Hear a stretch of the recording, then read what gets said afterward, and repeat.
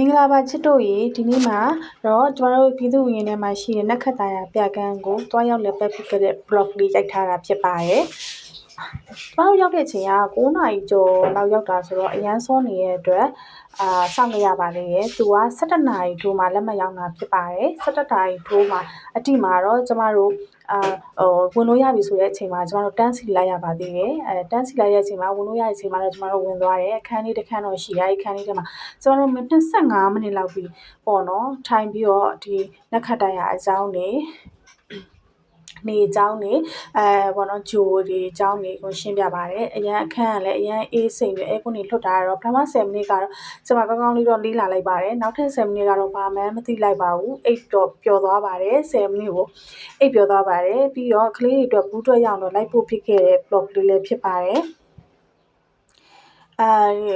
ပျော်စရာတော့ကောင်းပါတယ်သူရှင်းပြတဲ့အရာလေးတွေကလည်းကောင်းမွန်တယ်ပေါ့နော်ကိုမသိတဲ့ဟာလေးတွေတော့သိခဲ့ရပါတယ်သွားဖို့တဲ့တငယ်ချင်းတွေညီကိုမောင်နှမတွေအကိုတွေအမတွေရှိခဲ့လို့ရှိရင် comment မှာရေးပေးသွားအောင်နော်